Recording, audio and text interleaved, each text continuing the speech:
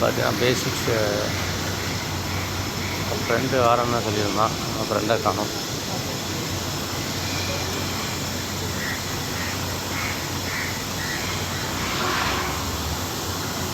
எந்த சைட்லேருந்து வரான்னு தெரியல. நடந்து வரான். அவன் தான்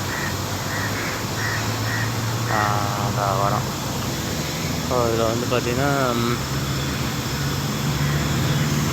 பாடு உடம்பு ரொம்ப இதாகிடும். ஒர்க்கு வந்து சிங்கப்பூரில் ஒர்க் இருக்குது. ஆனால் வந்து கரெக்டான விசா என்னென்னு கன்ஃபார்ம் பண்ணிவிட்டு வரணும். ஏன்னா இங்கே வந்து நிறையா சிக்கல் இருக்குது, நிறையா ரூல்ஸ் அண்ட் ரெகுலேஷன்லாம் இருக்குது. நீங்கள் பற்றி அதுதான் work permit, employment pass, S pass, E பாஸ்லாம் நிறையா ஸ்கேடாக இருக்குது. வந்தீங்கன்னா நல்லா கரெக்டான பொசிஷனில் கரெக்டான வேலைக்கு தெளிவாக கேட்டுட்டு வரணும். ஏஜென்ட் நிறையா ஏமாத்துகிற ஏஜென்ட் நிறைய பேர் இருக்காங்க.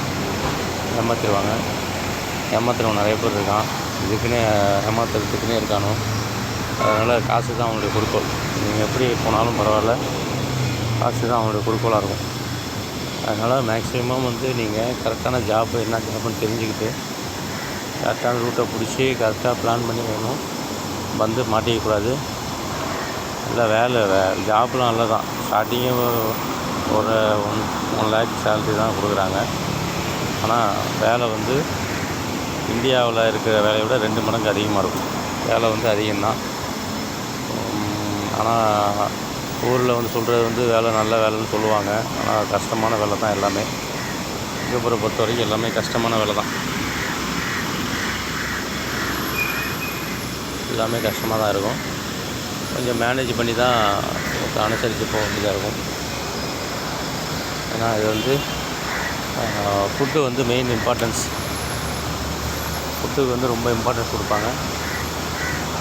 ஃபுட்டு தான் இங்கே வந்து எக்ஸ்போர்ட் பண்ணுறது. ஃபுட்டு எக்ஸ்போர்ட் பண்ணுறதுனால இது வந்து ஃபுட்டுக்கு வந்து வெரி இம்பார்ட்டன்ஸ். இதோட எக்கனாமிக்கல் குரோத்து பார்த்திங்கன்னா ஃபுட்டு அண்டு எக்ஸ்போர்ட் ஐட்டம்.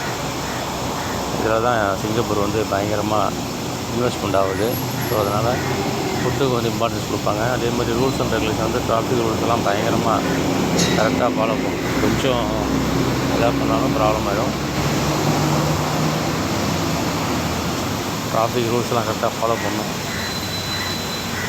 கொஞ்சம் மைலேஜ் ஆகிட்டாலும் ப்ராப்ளம் ஆகிடும். இங்கே தான் லிட்டில் இண்டியா, இதுதான் நம்ம ஜலான் பஜார், இங்கே தான் பர்ச்சேஸ் பண்ணுற இந்த ஏரியா இதுதான்.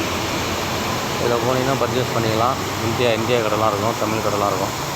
பர்ச்சேஸ் பண்ணிக்கலாம். பர்ச்சேஸ் பண்ணிவிட்டு நீங்கள் ரெடி ஆகிக்கலாம். எல்லாமே இங்கே கிடைக்கும். ஆனால் என்னன்னா கொஞ்சம் லிவிங் காஸ்ட்டு, ஃபுட்டு காஸ்ட்டு அதிகம். நீங்கள் இங்கே இது பண்ணாலும் ஃபுட்டு காஸ்ட்டு கொஞ்சம் அதிகம்தான்.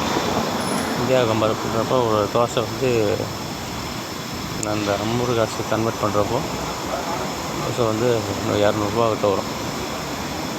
சாப்பாடு வந்து 500 கிட்ட வரும் 50 காசு. அதனால் பார்த்து நம்ம வந்து கரெக்ட் பண்ணிக்கணும்.